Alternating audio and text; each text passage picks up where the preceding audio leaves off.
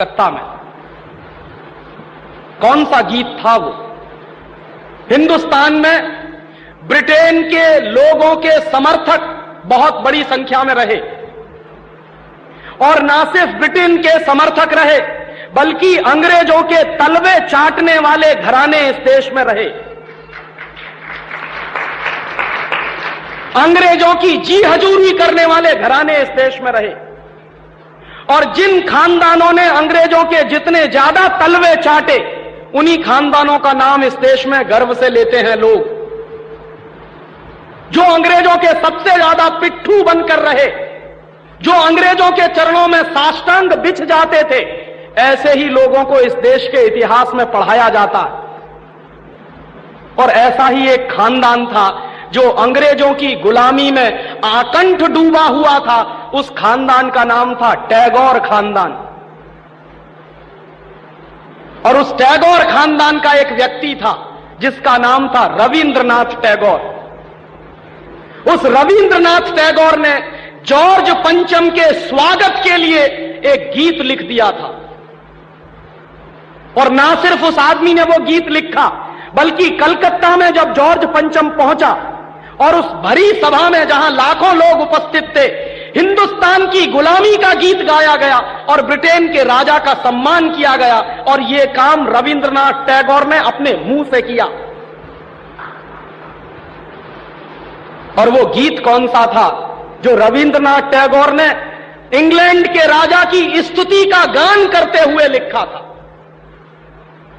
वो गीत वही है जिसको आप कहते हैं जनगण मन अधिनायक जय हे भारत भाग्य विधाता।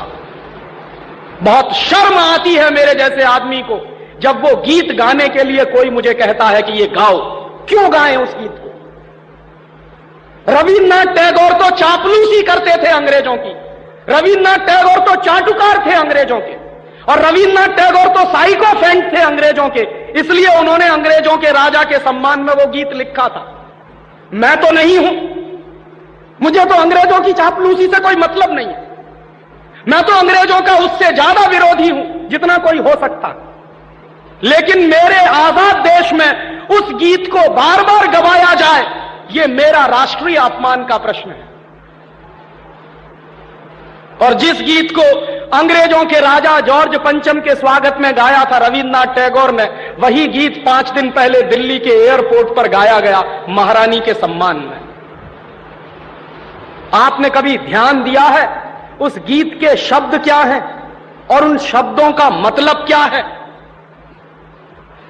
जनगण मन अधिनायक जय हे, हिंदुस्तान की जनता के मनों के अधिनायक तुम्हारी जय हो, ये मतलब है।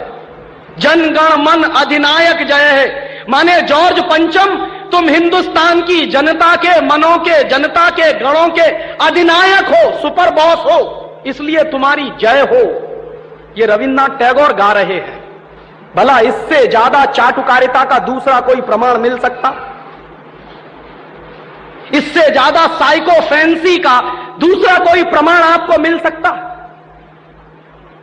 और दूसरी लाइन है जनगण मन अधिनायक जय है भारत भाग्य विधाता, माने तुम भारत के भाग्य विधाता हो, माने हमारा भाग्य तुम लिख रहे हो। यह तो कोई भगवान से भी नहीं कहता है। लेकिन रविन्द्रनाथ टैगोर ने तो हिंदुस्तान के साम्राज्यवादी राजा का प्रतीक जो जॉर्ज पंचम था उसको भगवान से भी ऊपर रख दिया था कि तुम तो भारत के भाग्य विधाता हो।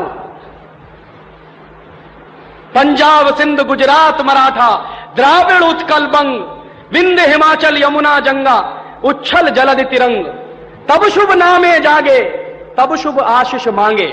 माने पंजाब सिंध गुजरात मराठा द्राविड़ उत्कल बंग ये सारा हिंदुस्तानी इलाका तुम्हारे लिए आशीष मांग रहा है, तब शुभ आशीष मांगे, तुम्हारी भलाई की प्रार्थना कर रहा है। ये पूरा हिंदुस्तान जो अंग्रेजों की गुलामी में सिसक रहा था उसको रविन्द्रनाथ टैगोर लिख रहे हैं कि ये सारा का सारा हिंदुस्तान तुम्हारे लिए आशीष मांग रहा है, तब शुभ आशीष मांगे। और वो सारी की सारी आशीष हम तुमको दे रहे हैं अपनी तरफ से। और अंत में जनगण मंगलदायक जय हे भारत भाग्य विधाता, वही भारत के भाग्य विधाता तुम्हारा मंगल हो, तुम्हारा कल्याण हो।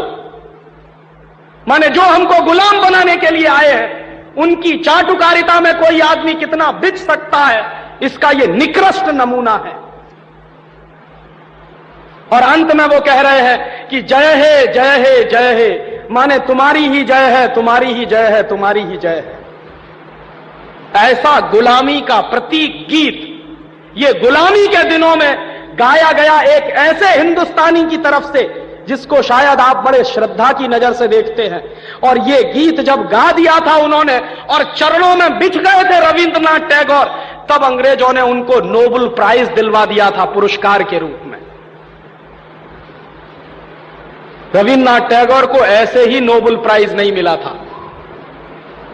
अंग्रेजों ने कुछ नियम बनाए थे, कुछ परंपराएं बनाई थी। और अंग्रेजों के नियम क्या थे? जो अंग्रेजों की जितनी ज्यादा चाटुकारिता करे, जो अंग्रेजों के जितने ज्यादा पैर चाटे, उसी को अंग्रेजी सरकार राय बहादुर का खिताब देती थी। उसी को अंग्रेजी सरकार हिंदुस्तान में और इंग्लैंड में नाइटहुड की पदवियां दिया करती थी। ऐसे ही लोगों को अंग्रेजों की तरफ से इनाम मिलते थे, क्योंकि वो अंग्रेजों के चरण चाटते थे और हिंदुस्तान को गालियां देते थे। और ऐसे चरण चाटू लोग आपने नाम सुना है, हिंदुस्तान के राजाओं के दरबार में कुछ चारण और भाट हुआ करते थे। वो चारण और भाट क्या करते थे? राजा चाहे जितना गंदा हो, चाहे जितना बदमाश हो, चाहे जितना लफंगा हो, लुच्चा हो, वो चारण और भाट हमेशा राजा की प्रशंसा ही करते थे।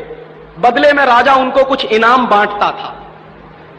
ऐसे चारण भाटों का खानदान है ये टैगोर खानदान, जिन्होंने ये गीत लिखा है। और मेरा अंदर से रोम रोम कांप जाता है जब कोई मुझे कहता है कि राजीव भाई जनगण मन गाइए। क्यों गाएं? हिंदुस्तान का गीत नहीं है जनगण मन अधिनायक जय। हिंदुस्तान का गीत तो वंदे मातरम रहा है।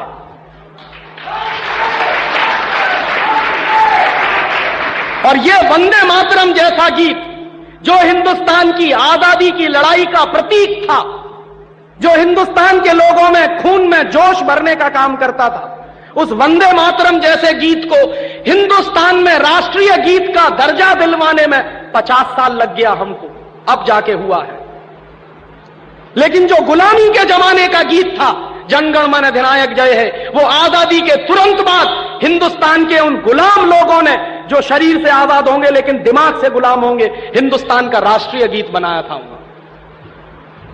और आप में से बहुत कम लोग जानते होंगे कि कांग्रेस के 2 अधिवेशन हुए थे, जिन दोनों अधिवेशनों में यह फैसला हुआ था सर्वसम्मति से कि हिंदुस्तान की आजादी के बाद जनगण मन हमारा राष्ट्रीय गीत नहीं रहेगा। यह फैसला हुआ था कांग्रेस की समिति में। लेकिन उन्हीं कांग्रेस के लुच्चे नेताओं ने आजादी के बाद उसी को अपने देश का राष्ट्रीय गीत घोषित करवा दिया। इससे ज्यादा शर्म की दूसरी बात कोई हो नहीं सकती।